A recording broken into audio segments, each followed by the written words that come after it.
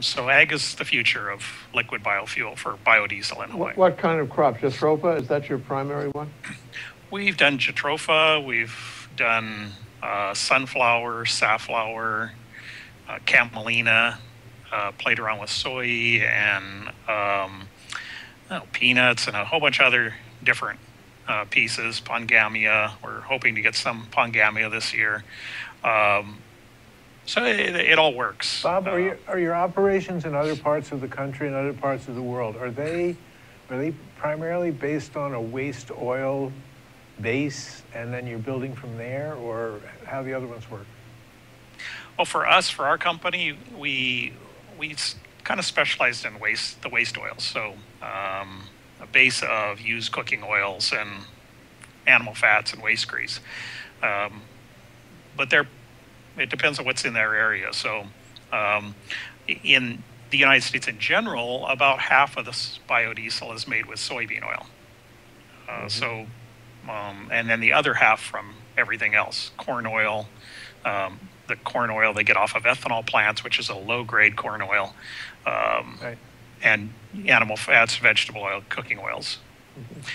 We did one in Japan, and they used rapeseed and used cooking oil. Again, all the waste oil plants will take virgin oil, but not the other way around. Right. So I get the sense that, in the mix of renewables, there was more talk about biofuels and biodiesel specifically, say 5 years ago, than there is now.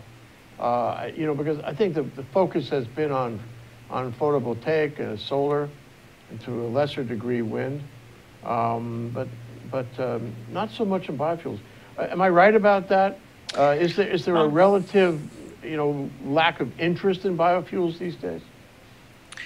Yeah, it is an interesting one because, there's more biodiesel being made today than ever before. In the U.S., I think it'll go definitely over 2 billion gallons in the U.S. produced. Again, ethanol, maybe 11 or 12 billion gallons. And the price has been pretty good on it.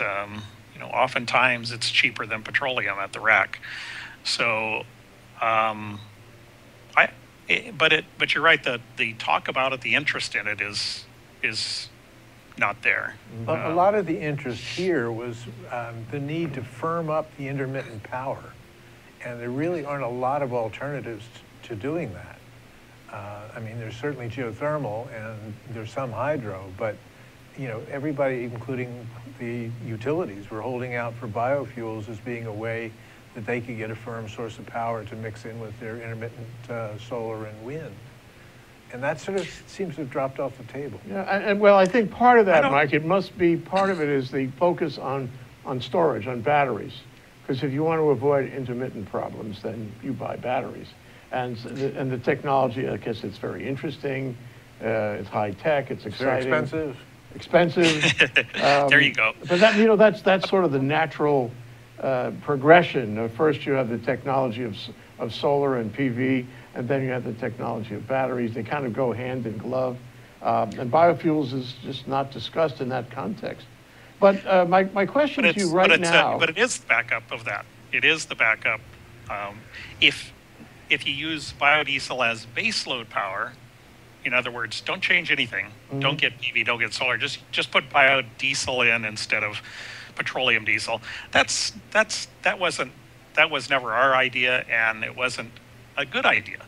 But when you talk about, like Mike was saying, as a backup now, as that quick spinning reserve, we can bring more PV, more wind onto the grid because, if you have a little bit of biodiesel and you use it as sparingly as possible, you could instantly react to those lulls in power. And that's most of our fuel right now, today, goes to Hawaiian Electric to run the Campbell CIP generator on Oahu. And that's the purpose of that generator, is to balance the ups and downs in the grid. The other challenge for Hawaii as a state is if we're going to go to 100% or 70% of renewable or clean energy, the transportation sector has lagged horribly behind the electricity sector, and especially a lot of people are holding up electric cars and PV and yeah, electric cars is the answer to that. But you can't run trucks and buses on electric. Well, that's true, and you must have a substantial part of your biodiesel market must be in transportation, certainly, because it's very easy to convert a diesel. In fact, biodiesel runs in a diesel engine, doesn't it? All right, no conversion necessary. So how popular is it, and what's the relative, price point? Well, that's interesting that the market that I think could get the most use out of it, heavy trucks. Yeah. That's the easiest one. They don't have a lot of options. You're right. Hauling around a couple 1,000 pounds of batteries or a huge tank of natural gas or something. They're difficult. Diesel, they don't do anything. They just fill up the tank and go. That said, that market is very, very price sensitive. So when our fuel goes up a penny or two a gallon, they're out. Really? They're back to diesel. So that's been the challenge on the heavy truck market is when it's good, they're all on. When our price is more expensive, they're all off. Yeah, but so how is it now? I mean, what's the parity point? How close, is the average price of a gallon of biodiesel as opposed to a gallon of diesel? Well, yeah. What time of the day is it? What day of the week Good is answer. it?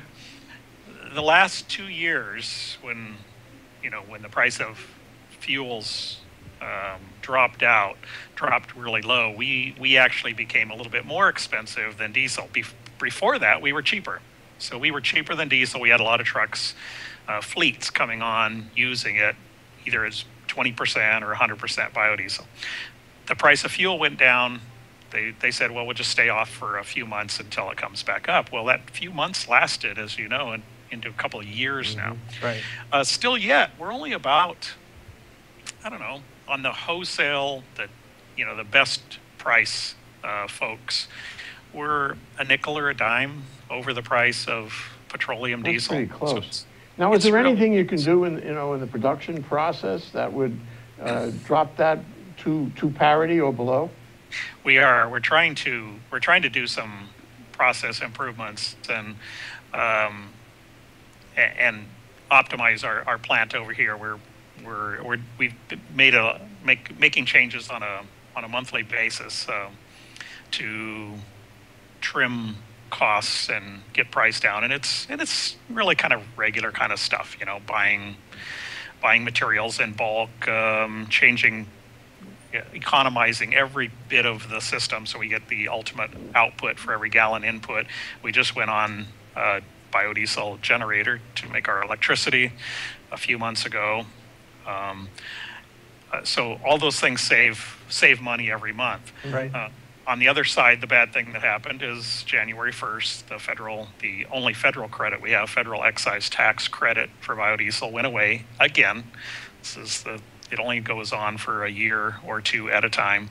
So it's gone again. That's $1 a gallon. Wow. Incentive. So our price, we can't go up $1. We just can't. So we had to take it up what we can and try to manage through another year of no help. This raises the question of what Donald J. Trump may want to do here in his energy policy, and that, to me, actually, that's a very important question. It's a cliffhanger question. And Bob and Mike, when we get to a cliffhanger question, what do you think we do? We freeze up. We take a break. We freeze.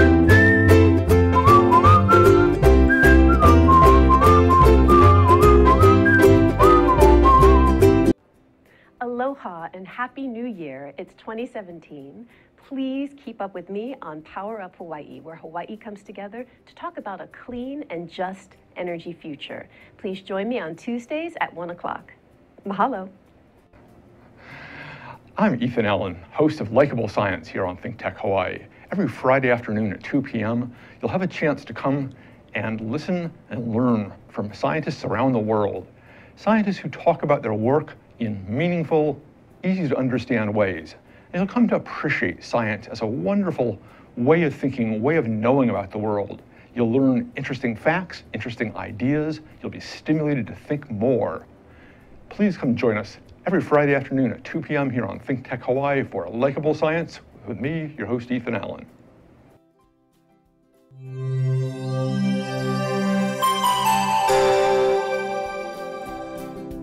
Okay, bingo, we're back. We're here with Mike Hamden, my co-chair and chair of the Hawaii Energy Policy Forum.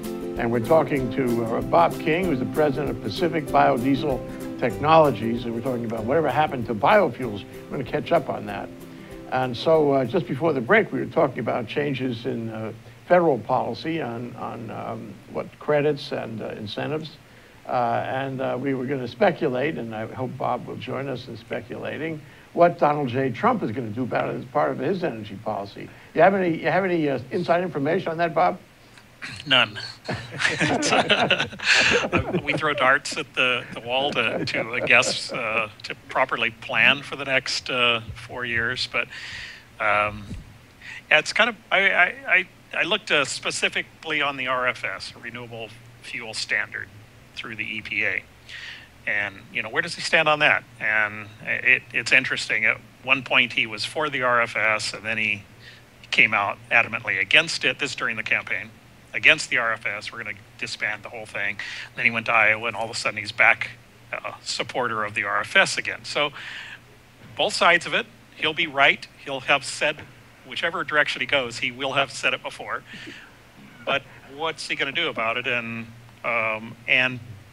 I'm nervous with the fellow he put in at the head of EPA, who doesn't like the EPA, and the head of the Department of Energy. I worked under him as in Texas, and he was not a fan of anything that non-petroleum.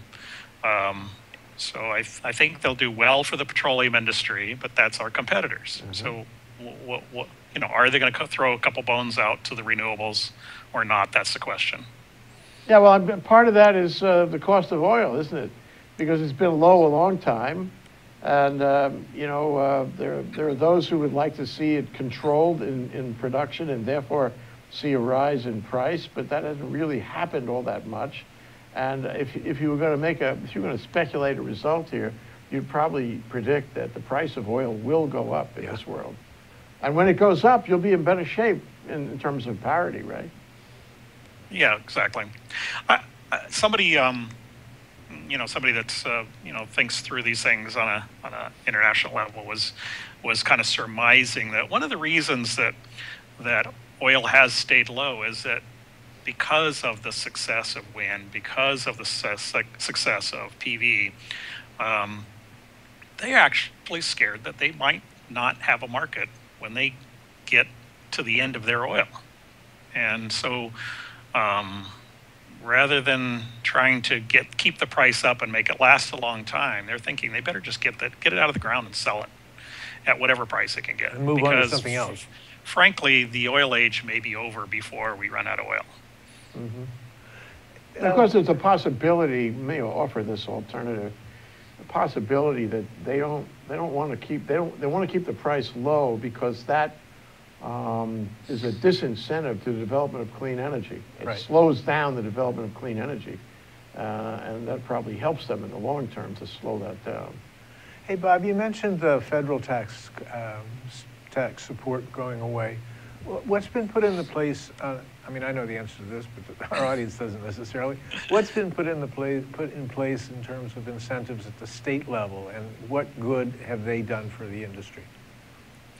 Well, probably the longest and best incentive that's been on the state level is the road tax reduction for biodiesel. So everybody pays road tax, and in order to, again, to help our fleets who are very price conscious do the right thing, the state has reduced the tax on biodiesel to about half, which is about 8 cents a gallon savings. And certain counties have done more. So I think Honolulu is 75% reduction. Maui County just did 100%. Hawaii and Kauai are both 100% reduction. So it does hurt them eventually on their road tax, what they need to do with the road tax. But at this point, it's incentivizing the early adopters to move into renewable fuel. So that's been in place for in various levels for maybe 10 years or so. Yeah. The last year, during the last legislative session, they put a production tax credit in for all renewable fuels, whether gas, liquid, ethanol, diesel, whatever.